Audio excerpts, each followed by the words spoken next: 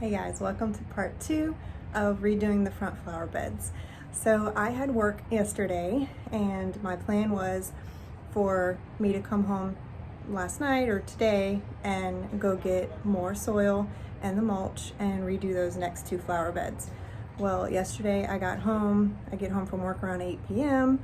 and this is what I saw.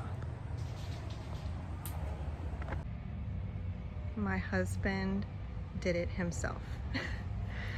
I was like shocked. I thought he might go get the soil, but then I come home and it's completely done. To say I was shocked is an understatement. Like, I was bawling my eyes out. I was so just like, you kind of just feel loved in that moment. Like, he knew how much work that took us the day before and how much work it was going to be for us the next day. And he's like, you know what, I'm just going to knock it out while I can. Because he was home and I was at work and he just did it. And that's my love language right there, because he got it done. And so he even time-lapsed himself doing it. And so I'm going to show you that right now.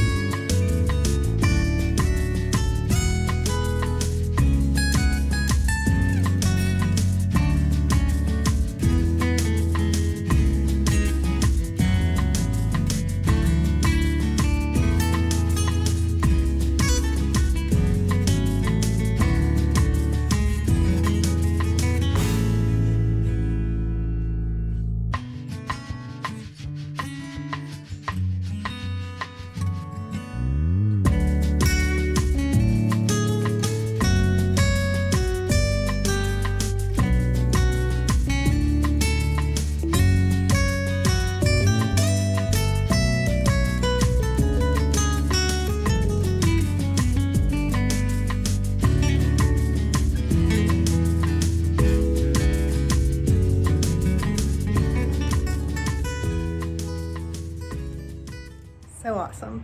And so he did the same exact thing that we did on the other side. He started with a truckload of premium garden soil, and that was a $35 load of soil.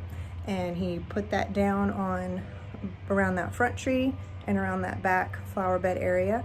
And then he went and got 10 bags of the mulch, and that was around $35 as well, and knocked that out. And we have about 5 bags left, he said. And so I have enough to continue under my boxwoods to finish the mulch job today. And so everything looks gorgeous.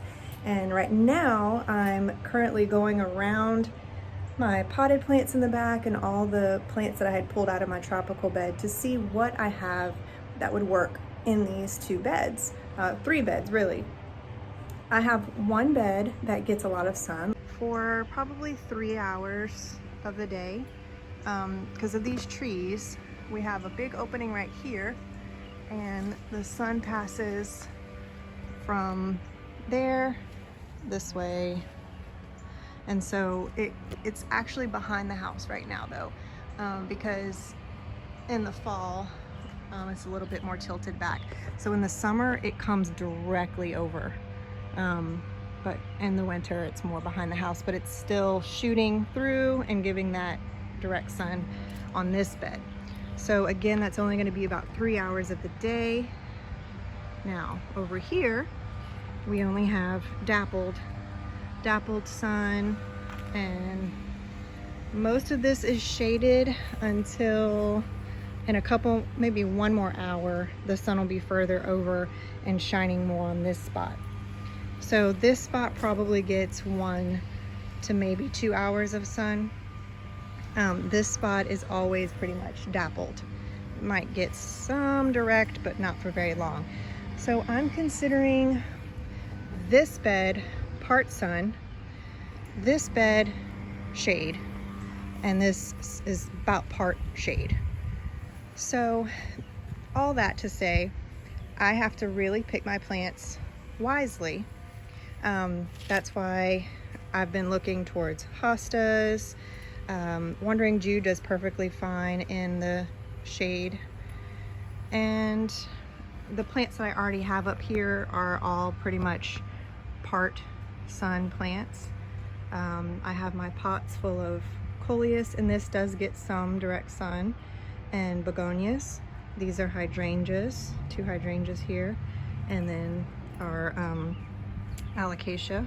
That's the Mayan mask alocasia that will get 6 feet tall eventually, and it will probably die back in the winter and then just come right back. I had a bunch of dead bushes from our freeze earlier this year, so I cut all those out, actually day before yesterday. So impatiens will be a good flowering plant for this area. I have a few impatiens here, like those are nice and bright. I can use things like this, like the arrowhead plant, and my alocasia. No, this is an alocasia as well. So I have lots of options, I feel like, for shade plants. Here's some more hostas that I'm gonna be putting out there. So the full shaded area up here will mostly be hostas, and this I can put my more sun plants. So like that false agave, that variegated false agave, I can rely on it still doing pretty decently with just 3 hours of sun. It is in that pot, so it's not going to grow to its full potential, but I need to be able to move it in the winter. It very easily will die in temperatures below 30, so I'll be moving it in the garage for winter. I'm going to go ahead and plant up those sedum. I already have some sweet potato vine here. So my main concern right now with planting stuff in the front yard is that it's about 8 weeks till the first frost. So it's a great time to plant, but I need to make sure it's things that can get established and not die in the freeze. Unless it's just a little annual that I'm okay losing. But otherwise I want to plant things that can make it through our winter and reestablish in the spring and look good again. I don't want to spend all this time planting stuff that's just going to die and then not come back in the spring. So I'm looking at things I already own, so I don't go spend money on plants that may potentially not make it through the winter. I want to fill those beds mostly with perennials, and then just be able to fill in some gaps with annuals each season. So that way I'm not spending a ton of money each time we have to plant it up. So currently just kind of going through what I have. Here's a little update of what our pool looks like. Just still a hot mess, you know? But the guy said they're coming to work on it today, so we'll see.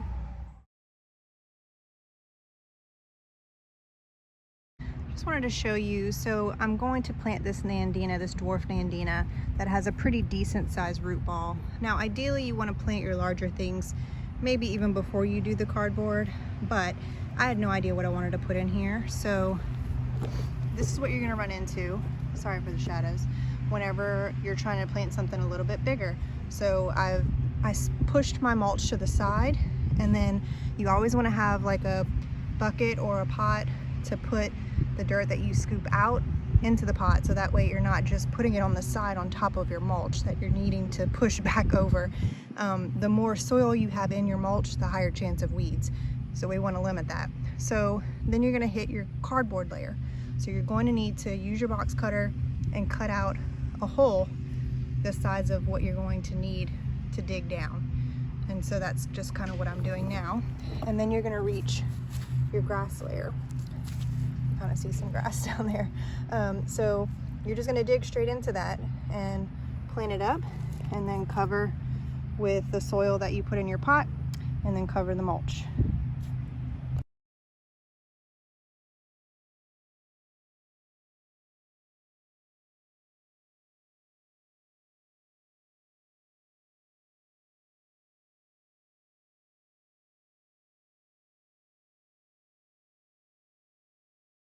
All right, I got that in the ground.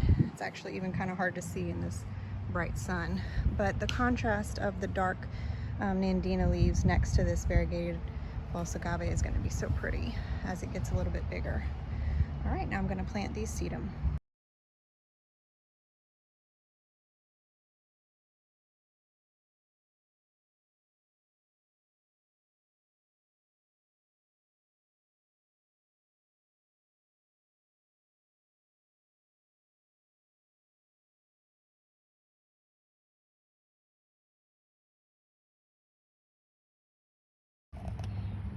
Again, that was the lemon coral sedum from Proven Winners that I got probably a few months ago on clearance at Lowe's. See that red line?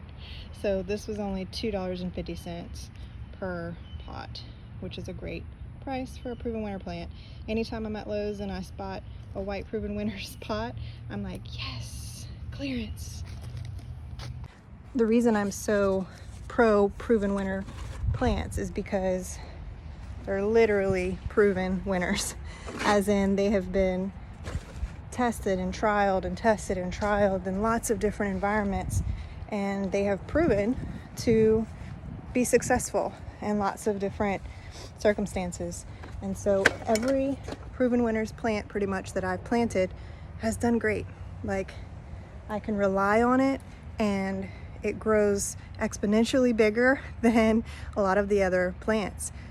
For instance, the coleus that's in my front pots, that was literally a 4-inch pot that I placed in there, and now it is huge.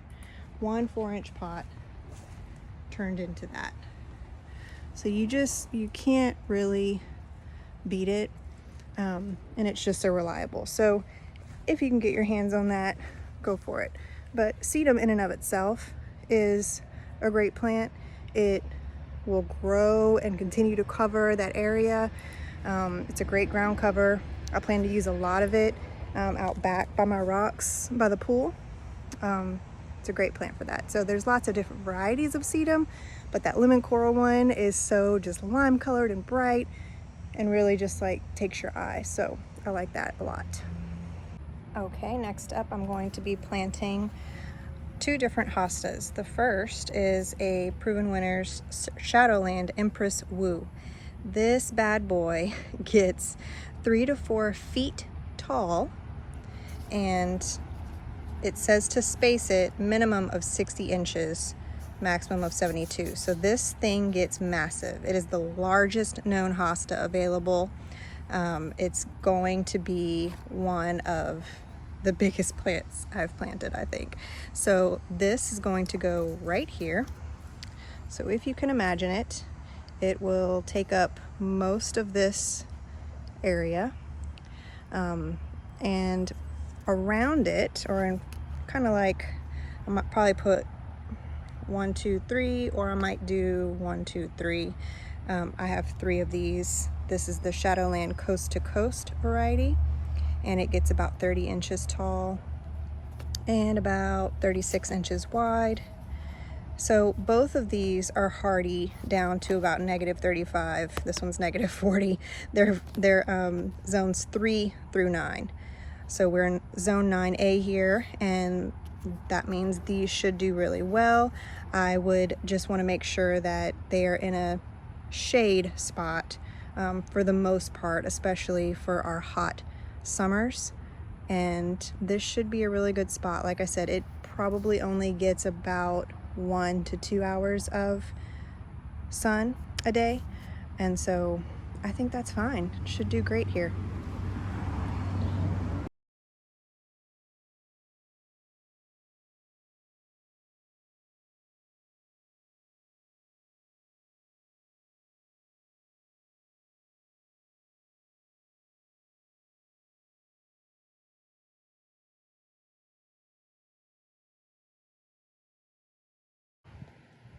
I know he looks sad and lonely right now, but Empress Wu will get bigger and make a statement. We just have to wait for it.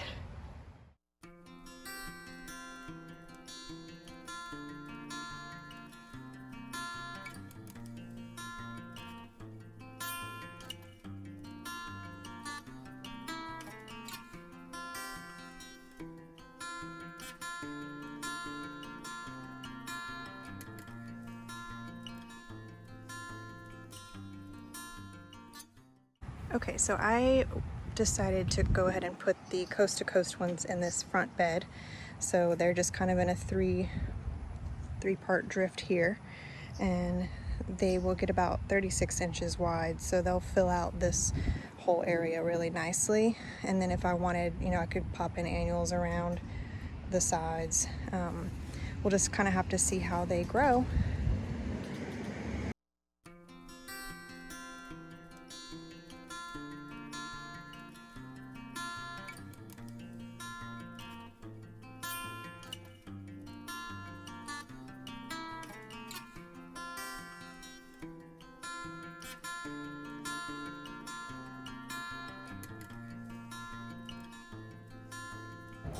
All right, I'm back from Natius Nursery, and I got lots of goodies, most of which will go up front here. I did get a few things to go in the back. I couldn't, you know, help myself. So let me show you where I plan to put most of these things. So my three biggest plant purchases, as in tall, are these pineapple coleus. They are pretty much at their tallest fully grown mature state, and they were $20 each.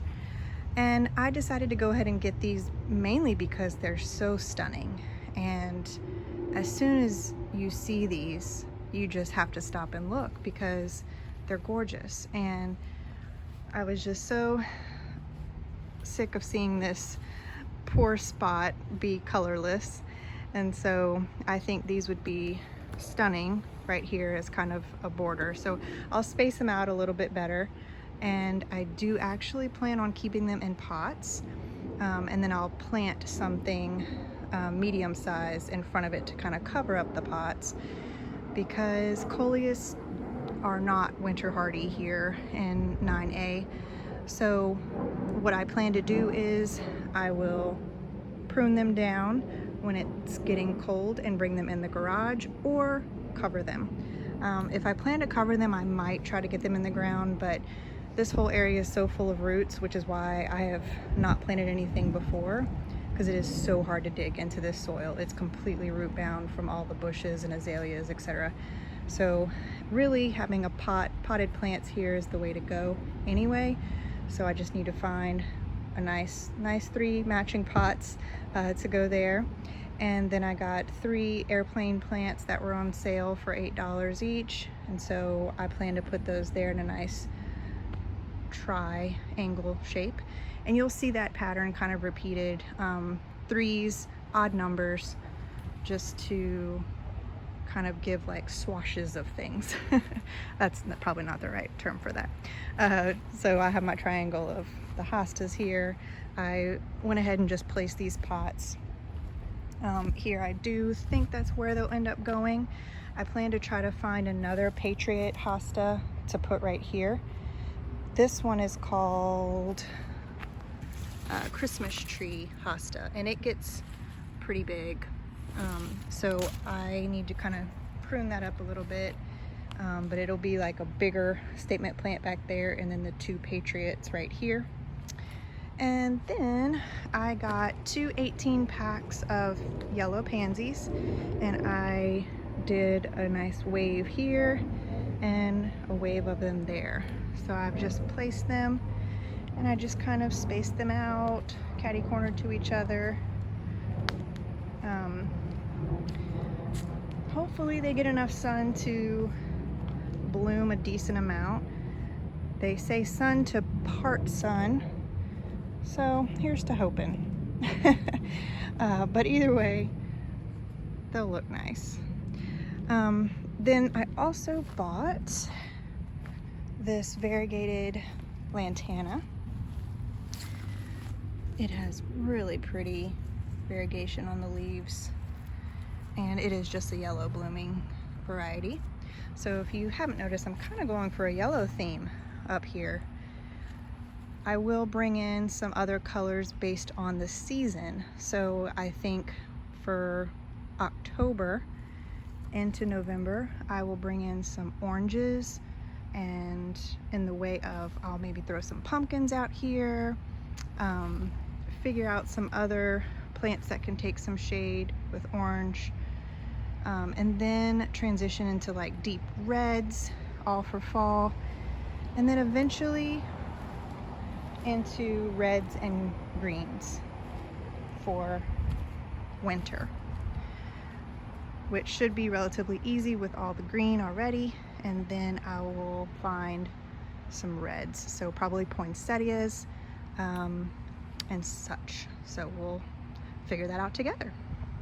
So currently I am going to hurry up and throw all these in the ground before it gets too late.